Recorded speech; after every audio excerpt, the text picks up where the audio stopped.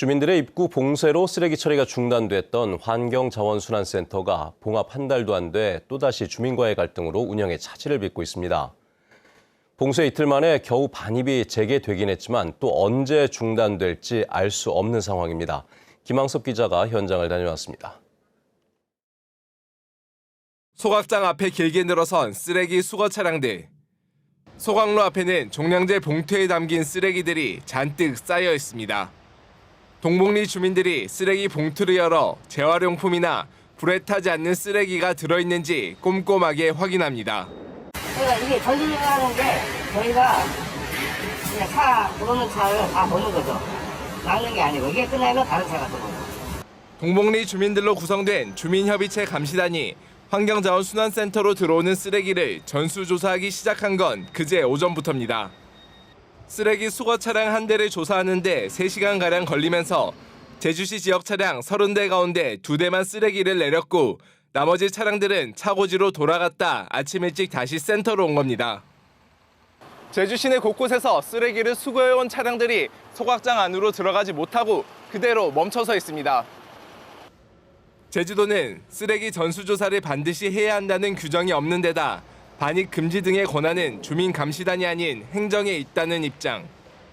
결국 주민협의체 감시단과 협의를 통해 센터로 반입되는 쓰레기를 하나하나 확인하지 않고 눈으로만 검사하기로 결정하면서 쓰레기 반입은 이틀 만에 재개됐습니다. 시기와 방법들을 합리적이고 그다음 효과 있게 계속적으로 논의를 하게 되면은 향후에는 이런 일이 발생이 않을 거로 저는 판단됩니다. 동복리는 분리되지 않는 쓰레기 반입이 심각해 검사를 했고 전수검사로 시간이 오래 걸리다 보니 반입이 늦어졌으며 반입을 막은 건 아니라고 밝혔습니다. 동복리 주민들은 지난달 7일에도 제주도가 지원 사업 약속을 어겼다며 소각장을 닷새 동안 막기도 했습니다. 주민들과 행정 사이에 갈등이 생길 때마다 쓰레기 처리장 운영이 전면 중단되면서 처리난을 막기 위한 정확한 실태 파악과 근본적인 대책 마련이 시급해 보입니다. MBC 뉴스 김항섭입니다. 제주에서는 응급 환자 이송을 위해 구급 차량이 지날 때 신호가 바뀌는 긴급 차량 우선 신호 시스템이 도입돼 있는데요. 운전자들의 적극적인 양보와 신호 체계까지 뒷받침되면서 지난해에만 1,200명의 소중한 생명을 살릴 수 있었습니다. 박현주 기자입니다. 절벽 아래서 로프를 연결하는 119 구조대원들. 힘을 합쳐 들 것을 절벽 위로 끌어올립니다. 환자를 실은 구급차가 사이렌을 울리며 달리자 차들이 비켜서고 초록불로 바뀐 도로를 빠르게 달립니다. 신호가 미리 바뀌는 긴급 차량 우선 신호 시스템인데 덕분에 환자는 신고 18분 만에 병원으로 옮겨졌습니다. 저희가 현장에서 병원까지 16km 정도 33분 걸린다고 나와 있는데요. 저희 실제로 환자 이송하는데 8분 정도 소요가 됐습니다. 긴급 차량 우선 시스템으로 조정이 가능한 신호기는 1,100여 대. 119 구급 차량이 접근하면 자동으로 신호가 바뀌어 교차로를 빠르게 지날 수 있습니다. 지난해 4월 시스템 도입 후 이송 시간은 1km당 14초나 줄었습니다. 골든타임 확보가 중요한 심정지 환자 이송에 큰 도움이 되는데 지난해 야구 시합 중에 쓰러진 양인덕 씨도 목숨을 구할 수 있었습니다. 거리가 멀었는데도 바로 출동을 해주셔서 출동하고 있는 와중에 현장을 이제 유선 전화통화로 통솔을 해주신 119 구급대원분들께도 감사 인사를 전합니다. 체감 효과를 가장 크게 느끼는 건 환자들을 직접 구조하고 병원으로 이송하는 소방대원들입니다. 응급 환자를 이송할 때는 1분 1초가 정말 1시간처럼 느껴집니다. 신호 시스템이 확보되면서 1분 1초 빠르게 환자를 이송하게 가능하게 되었습니다. 지난해 긴급 차량 우선 시스템을 이용해 병원으로 옮겨진 환자는 1,200여 명. 전체 환자 중 긴급으로 분류되는 경우 시스템을 이용하고 있는데 소방본부는 활용 교육 등을 통해 이용을 더 늘릴 계획입니다. MBC 뉴스 박현주입니다.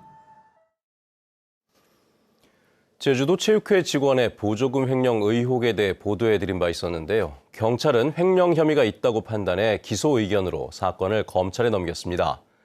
그런데 제주도 체육회는 이번에도 직원 감싸기에만 급급한 모양새인데요. 박주영 기자가 취재해봤습니다. 보조금 횡령 의혹이 제기됐던 제주도 체육회. 회계 담당 직원이 지난해 8월부터 보조금 4,600만 원을 부모 계좌로 이체한 사실이 드러났습니다. 수사를 벌인 경찰은 업무상 횡령 혐의가 인정된다며 재판에 넘겨야 한다는 기소 의견으로 사건을 검찰에 넘겼습니다. 경찰은 해당 직원이 개인 빚을 갚는 데 썼다며 혐의를 인정했고 체육회 통장 인출 내역서와 카드 결제 내역 등도 확보돼 혐의가 있다고 판단했습니다. 해당 직원은 반성하고 있고 횡령한 4,600만 원을 모두 변제했다면서도 취재에는 응하지 않았습니다. 제주도체육회는 다음 주쯤 인사위원회를 열어 징계 수위를 결정할 계획이지만 사건 발생 이후 추가 조치를 하지 않아 이번에도 제 식구 감싸기 지적이 나옵니다. 보조금으로 운영되고 지방 공무원법을 준용하는 체육회는 관련 법률에 따라 횡령 혐의가 발견되면 해당 직원을 경찰에 고발하고 직위 해제해야 합니다. 하지만 체육회는 지난 4월 28일 횡령 사실을 확인하고도 한 달 뒤에야 경찰에 고발했고 직위 해제는 하지 않다가 MBC 보도 이후에야 조치했습니다. 때문에 해당 직원은 월급과 각종 수당도 다 받고 업무 배제 등 아무런 제재 없이 출장까지 다녀왔습니다. 진행 과정이 너무 더디다 보니까 월급도 수당도 지출된 것으로 알고 있습니다. 도민의 소중한 세금이 낭비가 되었고요. 제주도 체육회의 제 식구 감싸기가 아닌가 하는 의심을 안 할 수가 없습니다. 제주도 체육회는 절차대로 후속 조치를 해 문제가 없다는 입장입니다. 상황이 벌어지니까 경찰에 고소를 하고 직무정지시키고 직위해제하고 이제 우리가 인사위원회 열릴 거고 그런 과정을 이렇게 쭉 진행하잖아요. 보조금을 빼돌려도 직원의 단순 실수라는 제주도 체육회는 최근 검찰에 넘겨진 해당 직원을 위해 선처를 호소하는 탄원서를 직원들한테 받았습니다. MBC 뉴스 박주연입니다.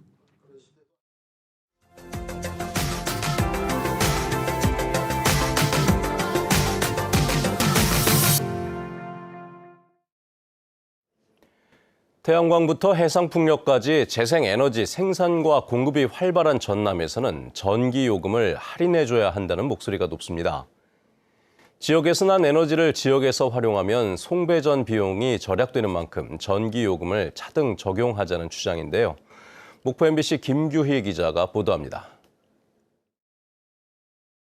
신안에 위치한 국내 최대 규모의 태양광 발전소. 해마다 10만 가구, 30만 명이 이용할 수 있는 발전량 400기가와트/아워를 만들어냅니다.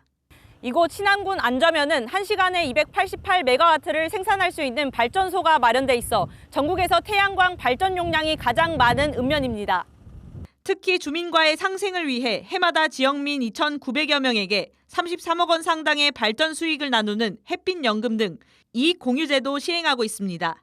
일정 규모의 발전량에 대한 수익금을 지급을 하고 있습니다. 그것으로 인하여 주민들은 연금 형태의 안정적인 수익을 창출하고 있어서 인기가 아주 많습니다. 여기에 발전소 근처에 사는 주민들에게는 전기요금을 할인해달라는 목소리도 잇따르고 있습니다. 지역에서 생산된 에너지를 지역에서 쓰면 수도권에 비해 전기를 공급하는 데 드는 송배전 비용이 훨씬 절약되는 만큼 전기요금도 그만큼 깎아줘야 한다는 겁니다. 우리 집에서 이렇게 눈 뜨고 보면 까만 것밖에 안 보여요. 태양광을 전혀 보지 않는 지역에서도 이런 것을 똑같은 혜택을 누리는 것은 이건 너무하지 않냐. 국가 균형 발전을 위해 전기요금을 달리 정할 수 있다는 조항이 지난해 시행된 분산에너지법에 포함되면서 지역별 전기요금 차등제를 실시할 법적 근거도 마련된 상황입니다. 실제로 차등요금제가 도입되면 주민 혜택은 물론 전력비용 절감 효과로 데이터 센터 등 전력을 많이 쓰는 기업도 유치할 수 있게 됩니다. 반도체, 2차 전지, AI 데이터 센터 같은 전력 다소 기업 우리 지역에 유치하고 그 유치하면 일자리 생기고 우리 지역 경제도 활성화됩니다. 그 기업을 유치하는 데 있어서 가장 큰 인센티브가 지역별 전기요금 차등제입니다.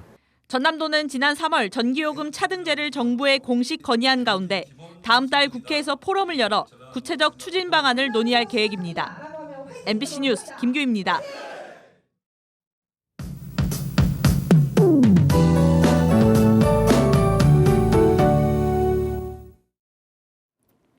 주말을 앞둔 오늘도 제주는 폭염의 기세가 이어지겠습니다.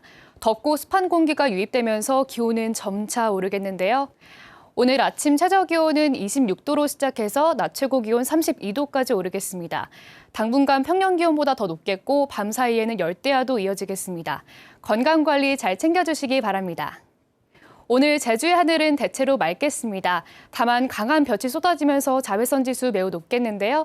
한낮에는 야외 활동 자제해 주시는 게 좋겠습니다. 이어서 지역별 기온 보겠습니다. 아침 현재 기온은 북부 지역 26도로 시작하고 있습니다. 서부 동부 지역 25도, 산지 성판악은 21도로 시작하고 있습니다.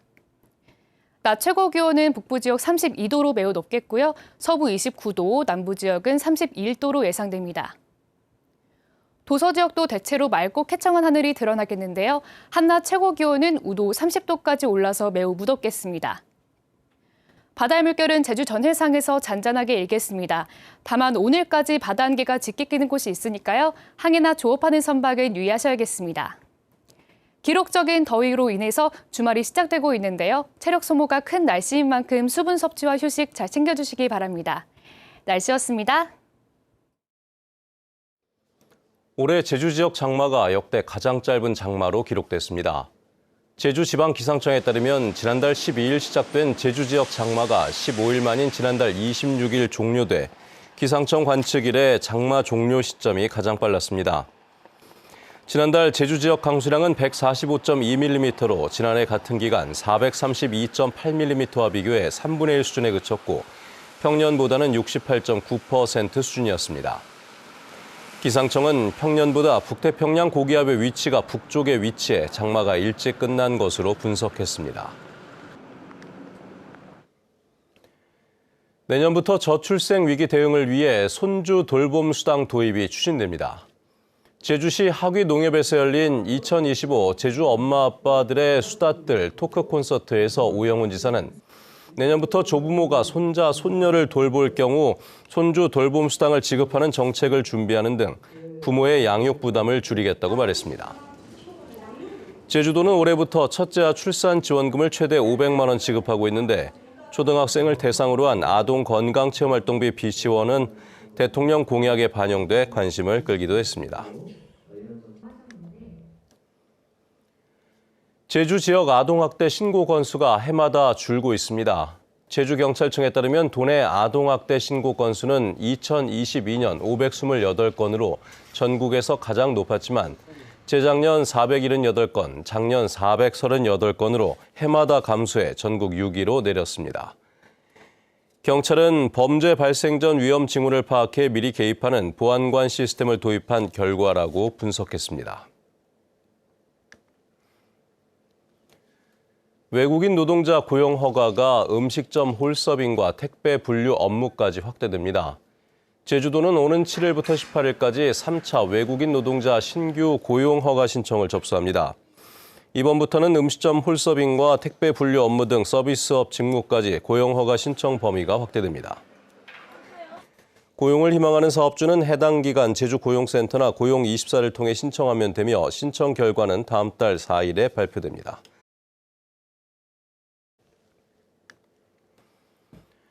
국가대표 선발전을 겸해 청주에서 열린 제41회 회장기 전국 사격대회에서 파리올림픽 금메달리스트인 제주의 오예진이 1위를 차지했습니다.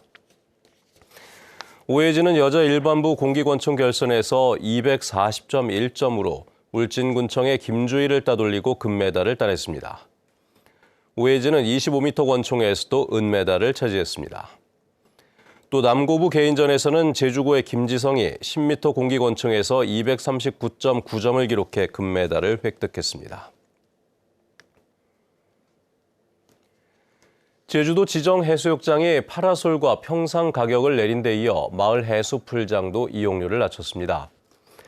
제주도에 따르면 이번 주말부터 순차적으로 문을 여는 남원과 태흥 1리, 신천리 등 마을 해수풀장 3곳이 기존 4,000원이던 입장료를 3,000원으로 낮췄습니다. 평상 대여로도 주말 할증 요금을 폐지해 주중 요금으로 일원화했고 태흥 1리의 경우 주중 요금을 5,000원 내렸습니다.